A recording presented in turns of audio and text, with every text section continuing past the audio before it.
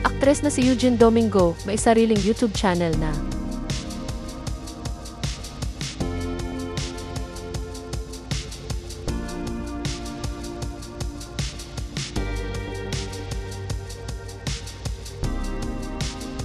Pinasok na rin ng aktres si Eugene Domingo ang mundo ng vlogging. Ibinunyag kasi ng aktres na mayroon na siyang sariling YouTube channel na The Eugene Domingo Channel. Nasabi ko na ba?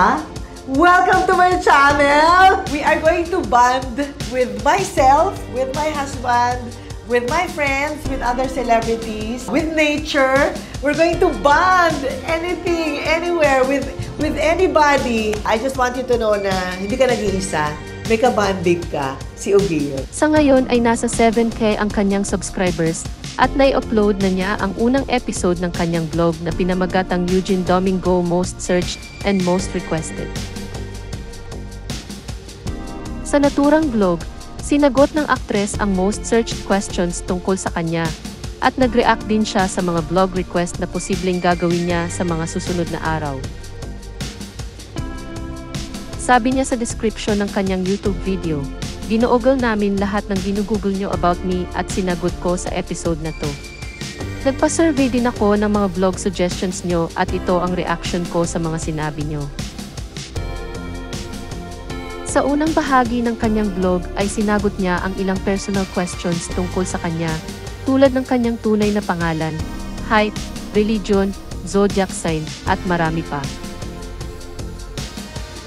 Kasunod nito ay sinagot niya ang iba pang ginugoogle ng mga tao tungkol sa kanya. Sa ikalawang bahagi ng kanyang vlog ay nag-react na si Eugene sa mga vlog request mula sa netizens. Inanunsyo ng aktres sa kalagitnaan ng kanyang vlog na bibigyan niya ang kanyang deserving fans ng important items mula sa kanya. Meet and greet with my fans. It's very possible. Meron kasi akong surprise sa inyo, mga fans ko. One of these days, I will give away some important items from me to a deserving fan or more than one. Ayon kay Eugene, hindi siya makakapag-house tour.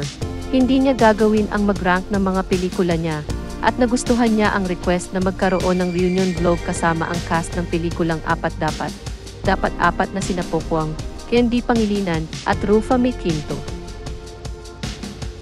Mapapanood ang kabuuan ng kanyang vlog sa The Eugene Domingo Channel sa YouTube.